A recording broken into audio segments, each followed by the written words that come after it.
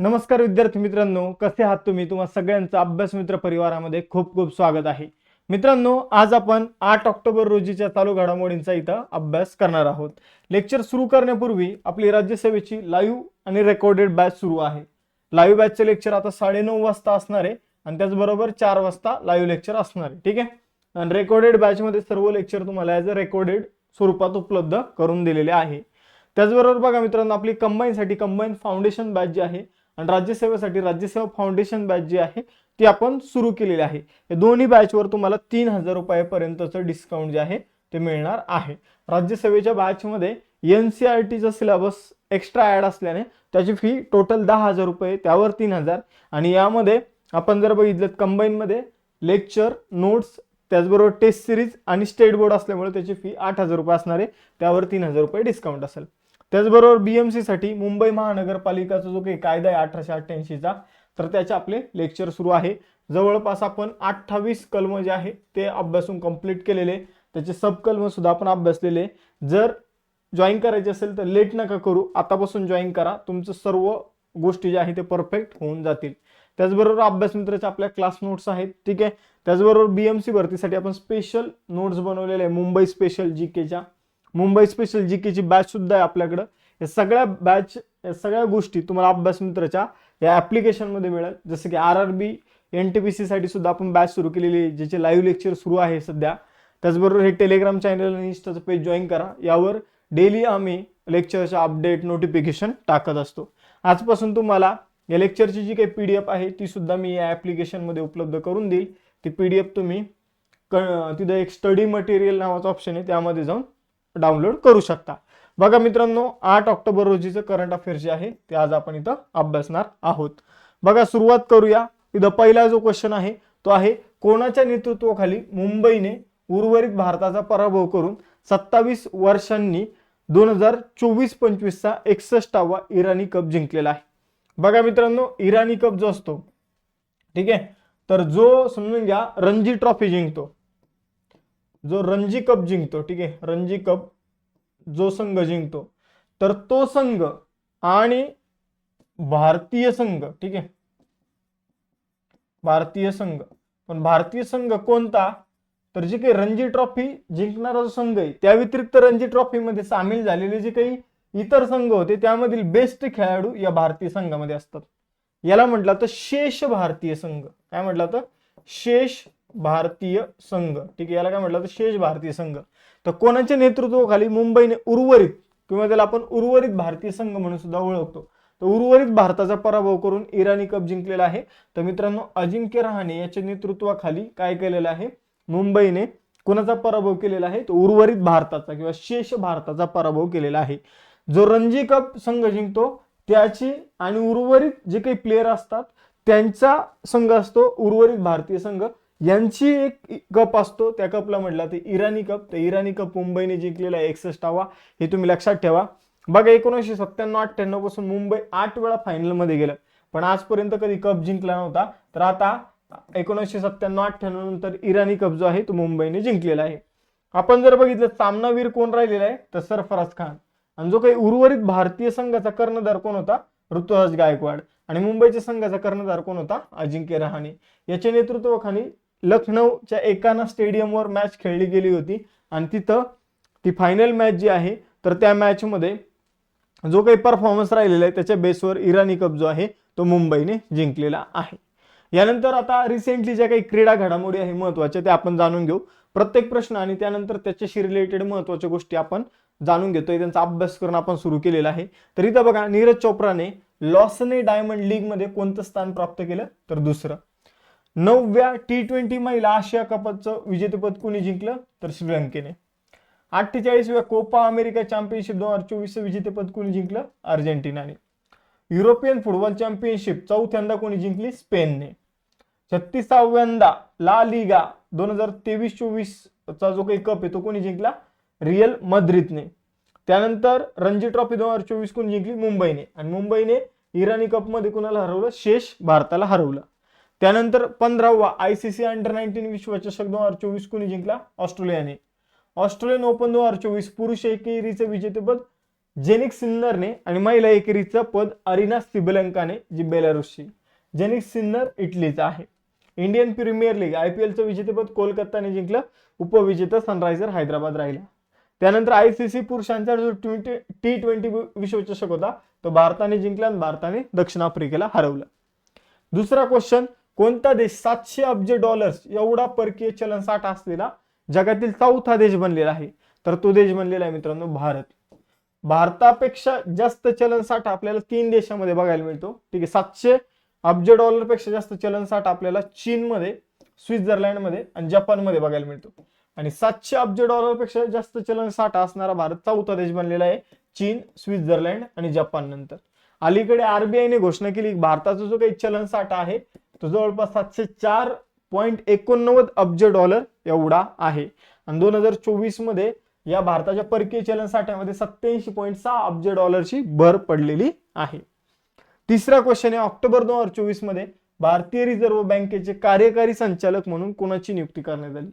तर भारतीय रिझर्व्ह बँकेमध्ये कार्यकारी संचालक म्हणून अविरल जैन यांची नियुक्ती करण्यात आलेली आहे. बघा मित्रांनो, भारतीय रिझर्व्ह बँक जे आहे तर त्याचे कार्यकारी संचालक अविरल जैन जे आहे ते बनलेले आहे.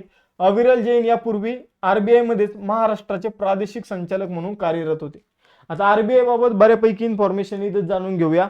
जसं की RBI ची स्थापना यंग हिल्टन आयोगाच्या शिफारशीनुसार 1926 मध्ये जो काही यंग हिल्टन आयोग स्थापन करण्यात आला होता तर त्याची शिफारशीनुसार RBI ची स्थापना जी आहे ती करण्यात आलेली आहे. यंग हिल्टन आयोगालाच रॉयल कमिशन म्हणून सुद्धा ओळखलं जातं. मग RBI साठीचा कायदा कोणता आहे तर 1934 चा कायदा आहे. RBI ची स्थापना 1 एप्रिल 1935 ला झाली. तिला सरकारी बनवण्यात आलं, म्हणजे तिचं राष्ट्रीयकरण करण्यात आलं 1 जानेवारी 1949 ला. त्यानंतर RBI 1 रुपयाची नोट सोडून सर्व नोटा बनवण्याचं काम RBI करते. त्यानंतर नोटांवर इंग्रजी आणि हिंदीमध्ये RBIच्या गव्हर्नरची साईन असते. 1 रुपयाची नोट वगळता सर्व नोटांवर RBIच्या गव्हर्नरची साईन असते.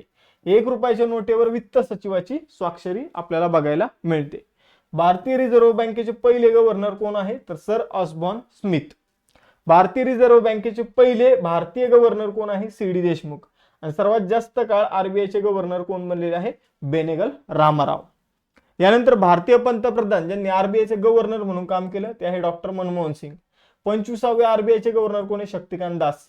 आणि RBI मध्ये 4 डेप्युटी गव्हर्नर आहे, ते आहे BP कानूनगो, त्यानंतर SM जैन, MD पात्रा आणि MR राव. आणि RBIचे मुख्यालय आहे मुंबईमध्ये. बस RBI क्लिअर. चौथा क्वेश्चन आहे, क्वाड देशांमध्ये मलबार हा सागरी सराव कुठे आयोजित केला जाईल?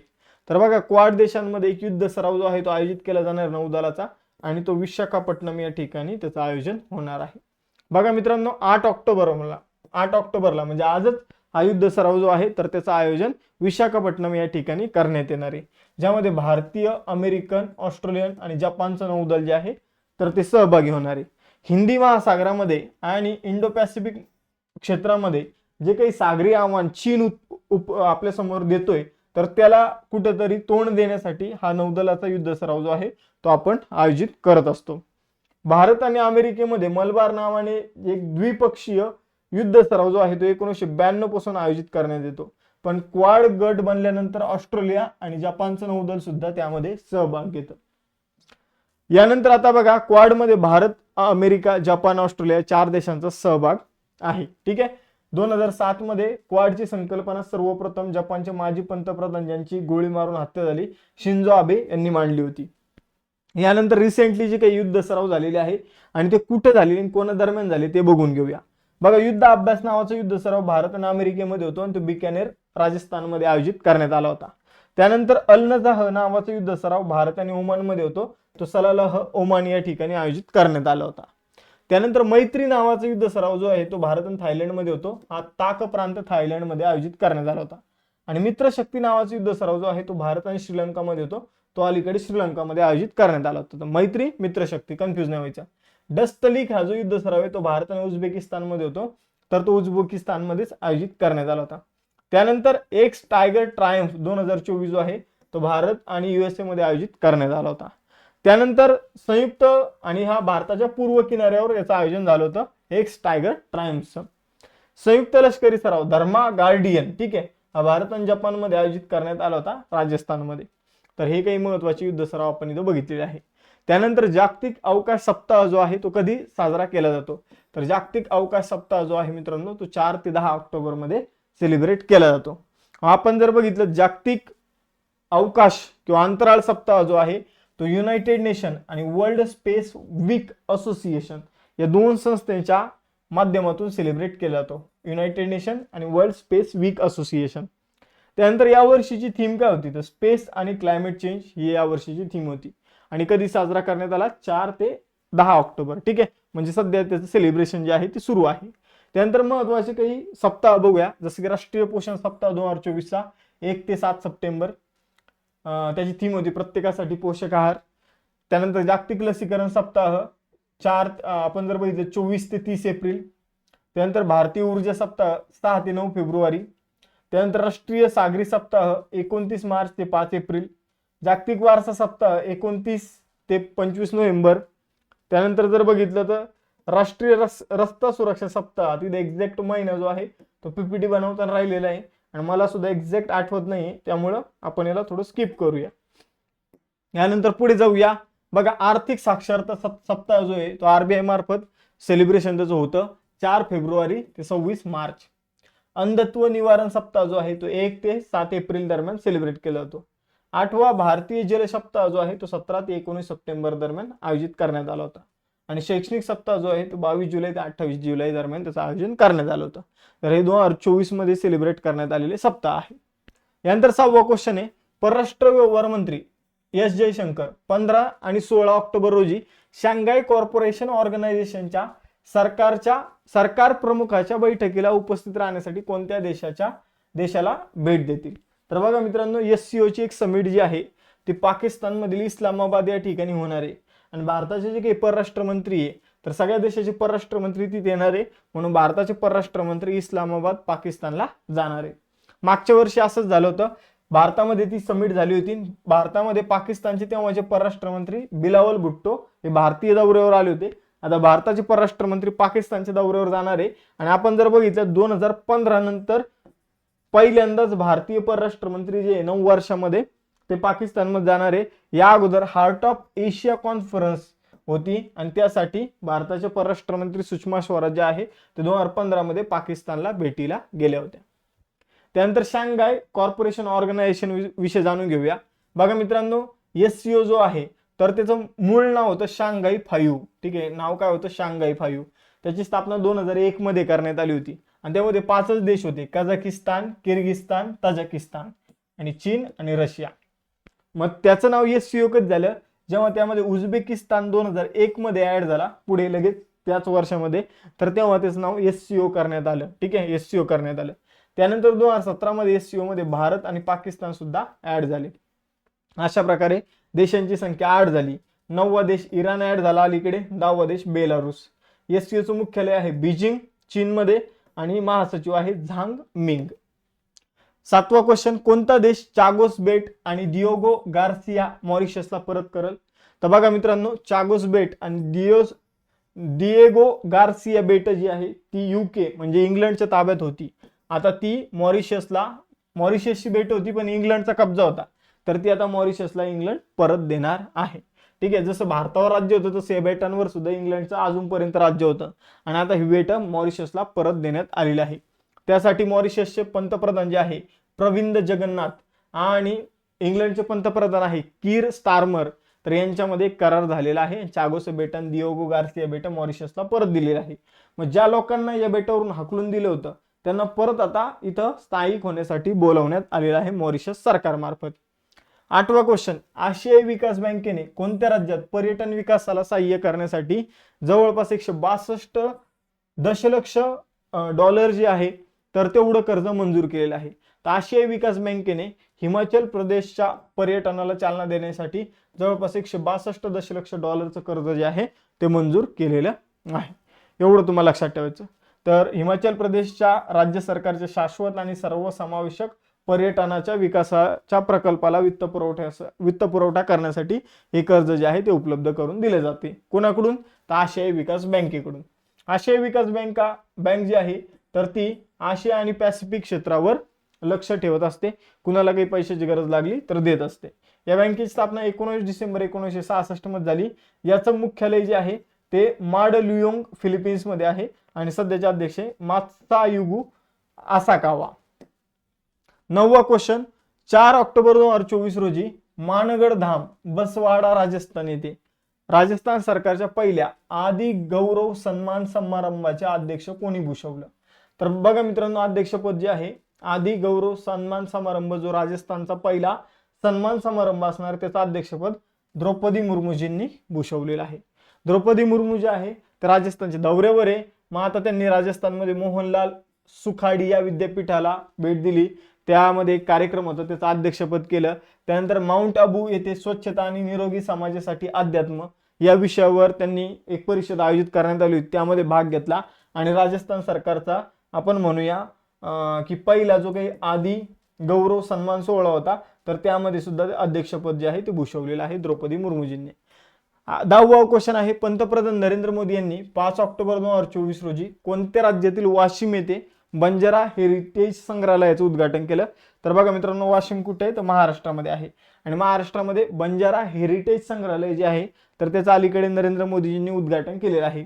तर जो आपल्या महाराष्ट्रामध्ये बंजारा समाज आहे तर त्यासाठी 4 मजली संग्रहालय बनवण्यात आलेलं आहे. त्यामध्ये बंजारा समाजाचा समृद्ध वारसा आणि त्याचं जे काही गोष्टी आहे, त्यांचे जे काही नेते वगैरे आहे तर त्याचं प्रदर्शन जे आहे ते करण्यात आलेलं आहे. यामध्ये बंजारा समाजातील संत सेवालाल महाराज, संत रामराव महाराज यांच्या स्मृती स्थळांवर देखील पुष्पांजली जी आहे ती नरेंद्र मोदीजींनी वाहिलेली आहे. ठीक आहे. आणि त्याचबरोबर बंजारा समाजाचं वाद्य जे आहे नगारा ते देखील मोदीजींनी वाजवलेलं आहे.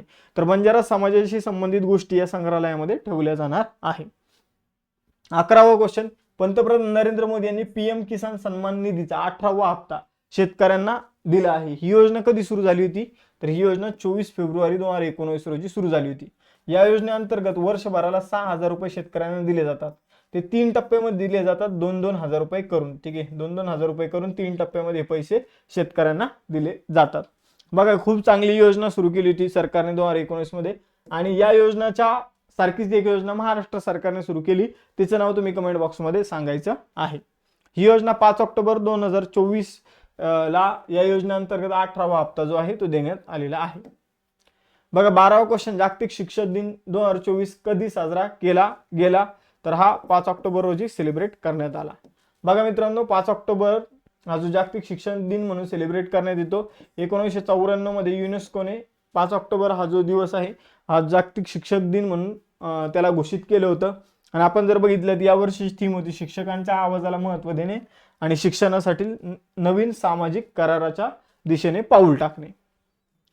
त्याचबरोबर जर बघितलं टेस्ट क्वेश्चन, एक क्वाड देशांमध्ये मलबार हा सागरी सराव कुठे आयोजित करण्यात आला आणि कोणाच्या नेतृत्वाखाली मुंबईने उर्वरित भारताचा पराभव करून 27 वर्षाने 61वा इराणी कप जिंकला? हे टेस्ट क्वेश्चन आहे. त्याचबरोबर राज्यसेवेची रेकॉर्डेड आणि रिव्हिजन बॅच आहे. कंबाईनसाठी आपल्याकडे लक्ष्य बॅच आहे पूर्व परीक्षेसाठी आणि प्री आणि मेन्ससाठी फाउंडेशन बॅच आहे, ज्यामध्ये प्री आणि मेन्स ऑलरेडी रेकॉर्डेड सिलेबस उपलब्ध करून दिलेला आहे आणि लाईव्ह सिलेबस सुरू आहे. त्याचबरोबर बीएमसी साठी बीएमसी मुंबई स्पेशल जीके, मुंबईचा कायदा आणि बीएमसीची सेपरेट बॅचेस जे आहे ते आपल्याकडे उपलब्ध आहे. त्याचबरोबर या क्लास नोट्स आहे. त्याचबरोबर आरआरबी एनटीपीसी साठी तिरंगा नावाची बॅच आपल्याकडे सुरू आहे. या बॅचेस तुम्ही आपल्या अभ्यास मित्र ॲप डाउनलोड करून जॉईन करू शकता. या लेक्चरची पीडीएफ मी तुम्हाला ॲप्लिकेशनमध्येच उपलब्ध करून देईल. त्याचबरोबर हे जे टेलिग्राम चॅनल आणि इंस्टाचं पेज आहे ते सुद्धा जॉईन करून ठेवा. थांबूया आपण इथं, भेटूया नेक्स्ट सेशनमध्ये. चलो बाय बाय एव्हरीवन, जय हिंद.